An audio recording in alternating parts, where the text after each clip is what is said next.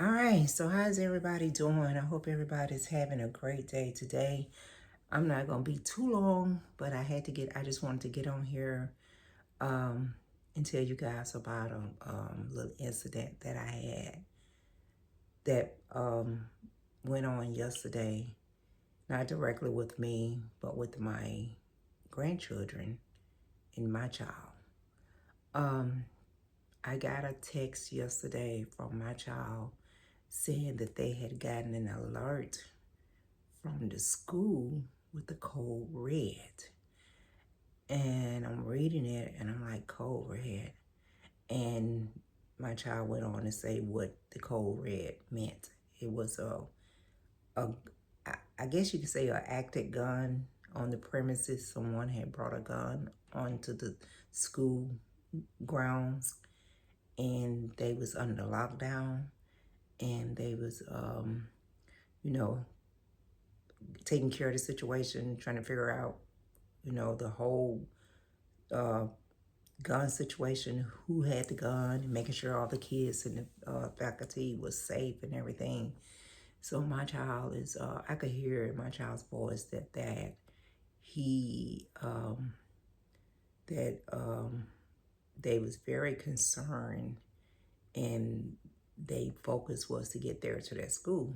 And as any parent, that would be the number one focus because you only have a limited amount of information and you're not sure what's going on.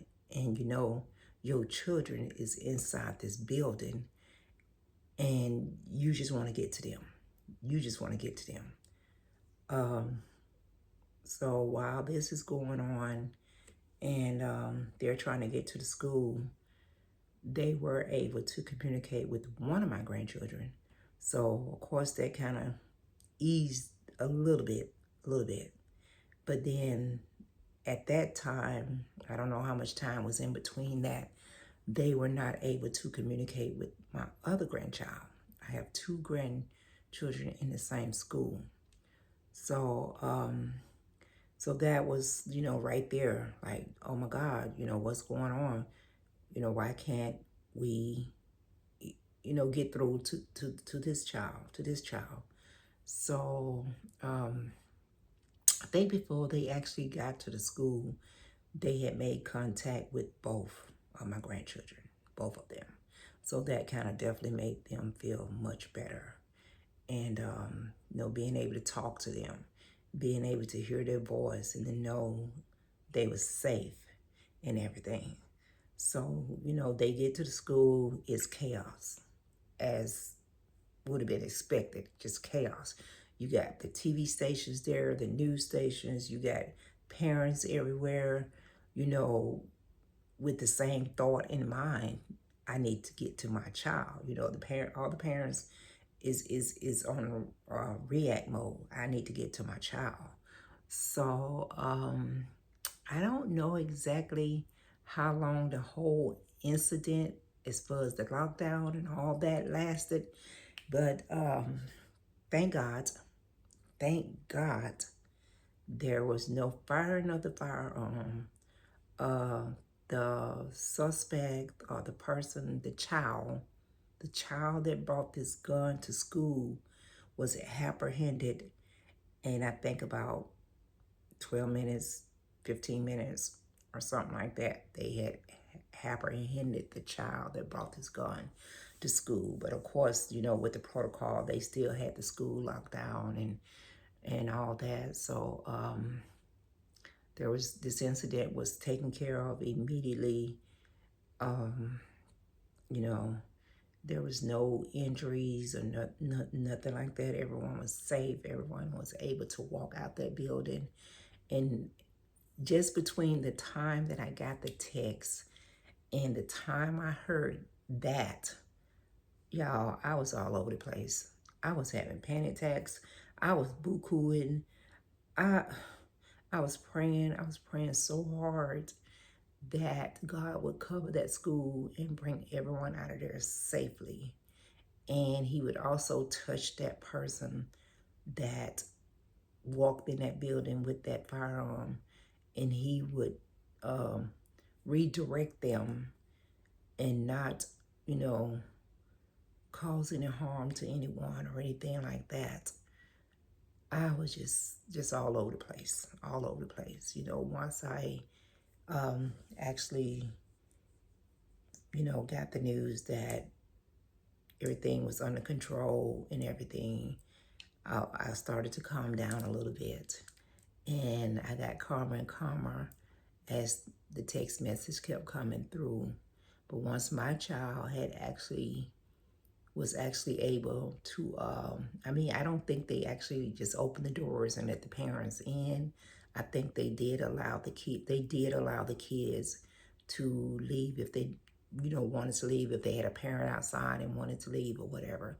So once my child had the contact with both of my grandchildren, they decided that yes, they needed to, leave, and so they could emotionally get themselves together and have that support of their parents, have that support of their parents, and kind of get their mind back, calm and in the right state of mind.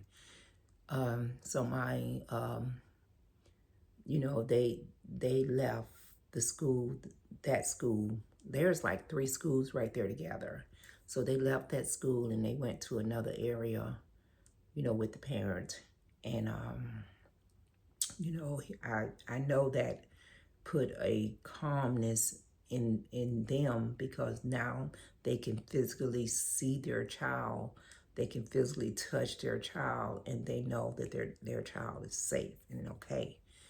But as all this was going on, I was praying so hard for the safety of my grandchildren and the safety of everyone else in that building. But of course, my grandchildren was like at the top of that prayer. I didn't even think about the person or the student or, the child that may have brought this firearms into the building. I didn't think about that at the time. That was not my number one thought. I did ask God in my prayer to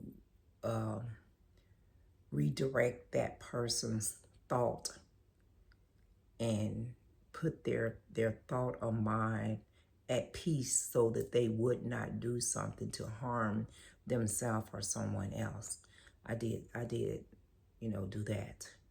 But I was afterwards, and once I found out everyone was safe and everybody could walk about that building, and then I started getting information about this was a child that took this gun into the building, a 15-year-old child. So that tells me this is a, freshman, maybe 9th grade child. I prayed for that child.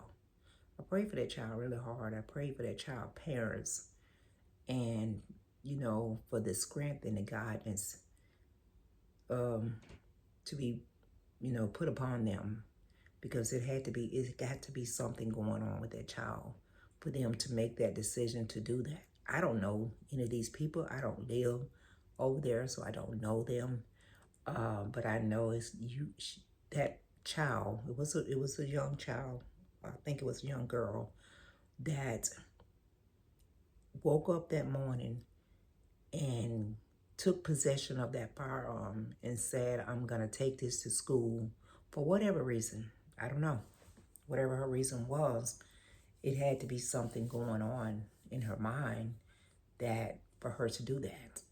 So I pray that she gets the guidance and the support and that strength to get to the root of what was going on in her mind, that she made that decision yesterday and stuff. And then I just, continue to send out a massive prayer for the entire community that this involved, my grandkids, my children, all the parents, the faculty at the school, and everything. Because, you send your kids to school every morning, and we hear about this all the time. We hear about it all the time, but we never even think that it could possibly happen to your loved ones or someone that close to you. Don't even think about it. When it happens throughout the world, we say a prayer, we say how sad that is, that's terrible, but we never think that we could be in that same situation, or our children can be a part of that situation. We don't think about that. And it's crazy. It's just crazy that every morning you get up, and that's for anyone, any of us. You start your day and you're preparing your children to leave the house, to go to school, the place where they're supposed to be safe at. And you tell them, have a good day, I love you, give them a hug, give them a kiss, and send them on about their way. You know, you may even tell them, be the best person that you can today. Do your best at everything that comes in front of you. Be kind to people, you know, all that. You tell them all that. You give them that word of encouragement. You do that as you send them into the world. Because right now the school is a part of their world, because they're having to go to school every day, and you don't even think about anything else happening. You don't, because you always that thought, it's not going to happen at my school, it's not going to happen at their school. But I just being that close to something like that happening, oh my God, I just got a little taste of that, and it was so bitter and so sour that I don't know what I would do if it had gone any other direction. I don't know. So I feel bad for all these parents throughout the world that has to walk all the way into that type of situation and their child not walk out of that building. I feel so bad. I feel so bad for them. And it's the sad thing about it is nothing you can do. It's nothing you can do. They're going to do their protocols. They're going to lock down the buildings, try to get everybody in a safe space. And you have the parents and the other loved ones on the outside. And it's nothing that any of them can do. It's nothing they can do until the situation is pretty much done. And then they just got to pray that their child walk up out that situation. That's all they can do. That's all they can do. So I could feel the emotions my child felt for their child. I could feel those emotions yesterday. I could feel how deeply draining it was for my child to have to wait, have to get to their children, have to pray while they're trying to get to their children for everybody to come up out of there safe. I could feel it was draining for them. But at that point, there was nothing else they could do. Nothing else they can do. So it's just very emotional. You know, and most of the time, I will say this, most of the time, my children don't tell me anything until after the situation.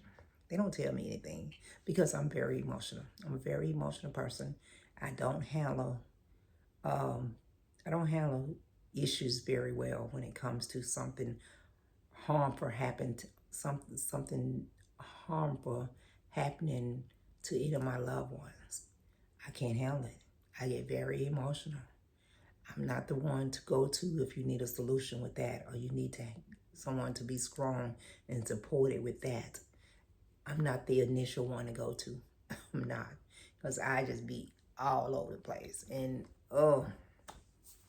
so I was really kind of, I was like, oh my God, you know, because like I said, usually they will talk to their dad and to each other before they bring it to me. They'll try to have everything worked out on how they're gonna present it to me, because that's just how emotional I get.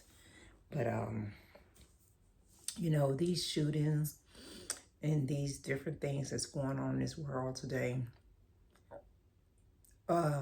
is once again just another fact for us to see and understand how precious and how short life can be.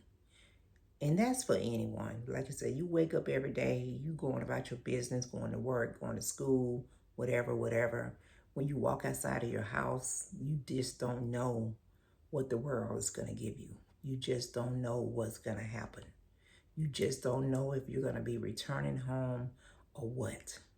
But you have to go out there with a positive attitude. You have to go out there and think about others, be kind to people, and try to live each day as the best version of yourself that you can, because we don't know when that's going to be our last chance to be kind to someone, to be respectful of someone. You know, it's just crazy. It's crazy. And that really, really took a lot out of me yesterday. And I wasn't in the midst of it. I wasn't in the midst of it. There was definitely nothing I can do to assist with the emotional part with my grandchildren. I couldn't be there emotionally in person to support them, or even once my child got to see his children. I don't know how that conversation went. I don't know, but I'm pretty sure he just hugged and hugged and hugged. I know they just all hugged on each other, and hugged and loved on each other. I know that because I know my child. So I know that that's the way that went, but like I said, I just really feel bad for the child that felt like they had to step into that school with that yesterday. And I hope that they get the help that they need, because it is something going on with them. And I hope they get the help they need. But it's just another lesson in life, that we need to enjoy each other, tell each other how much we love them, show it, tell it, be there for each other, support each other. You don't always have to agree. You don't always have to like what the other is doing, but showing support, being loving, showing love, it makes a world of difference. It makes a world of difference. And it's just something we need to do better as. Something we need to do better as. Because, I mean, we know the whole saying. We know it. No day is promised to any of us. Nothing is promised to us in this world. You know what they say, ain't nothing promised but taxes. So taxes are death. That's what's promised to us. So just take these lessons that's going on in this world today, everything that's going on in this world. I mean, you got planes crashing into cars and crashing into houses, and the world is blowing up. One side of the world is blowing up this side of the world, and all this stuff is going on. People can't pay for food. People can't pay for gas.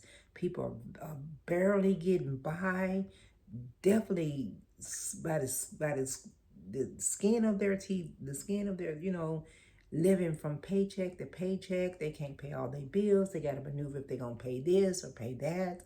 With all the extra stress that people have these days to worry about, they don't want or need to be worrying about sending their kids off to school and being safe in the schools when they are going out there and trying to provide the best life they can for their children, trying to just keep their heads above the water. It's a lot. It's too much. It's too much going on in this world, man. It's just too much. People need to they need to sit back and look at this stuff and really think about the direction that this world is going in. They need to look at it and make some changes. And I don't know what's going on with these folks up here that's supposed to be running out at the top of the United States, the people up top that's supposed to be running everything. I don't know why they don't see all this different stuff going on in this world and trying to do things differently, because it's affecting everybody below them way more than they want to accept, or way more than they're willing to see. It's just so much going on in this world. And I pray for our students every day. I have, I don't even know, I can't even think right now, but I have quite a few grandchildren that goes to public schools, And I'm not saying it only happens at public schools when it comes to shootings and stuff, but I have grandchildren that has to go out into this world every day, and on top of just the everyday normal pressure that they're under. Kids are under pressure too. They have bullying, they have, just different activities they trying to participate in, trying to maintain their grades, trying to do this and do that. So they have a lot of pressure on them too, and I don't think we give them enough credit for the things that they have to walk into every day, the things that they have to face every day. Kids have a lot of stuff on them too. They are little people. They go through stuff too. They have emotions. They have feelings. So they have to deal with stuff too. And the way the bullying is these days in school, in around, not only in school, we have some bullies, some of them bullies up there in the places I just talked about that supposed to be running the world. We have some bullies up there too. But when you have a small person having to deal with that type of stuff, and they don't even know how to even deal with their emotions already, and then you have somebody over here bullying them or downing them or making them feel bad every day just for little things that they think is okay with them, it's a lot of pressure. It's a lot of pressure. It's a lot of pressure. I don't know why this child chose to do what she did yesterday. I don't know if she's been going through a situation of someone bullying her.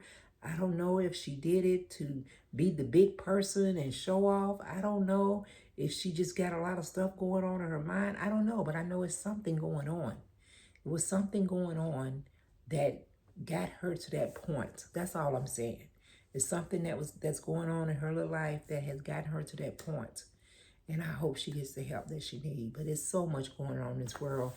I mean, it is a lot. Even myself, I am very cautious about going out and being around people because you can just be in the wrong place at the wrong time because someone else has met their limit. They are fed up and they choose a very negative way to act out on their frustration. And it can affect so many different people if you're in the wrong place at the wrong time. So, with that being said, just just think about others and understand that these children, please understand that our children's already have a lot of pressure. Talk to your child, see what they got going on. If you feel like they need some additional guidance, additional support other than what you can give them, get them that help. Most insurance would pay for, a therapy or something like that.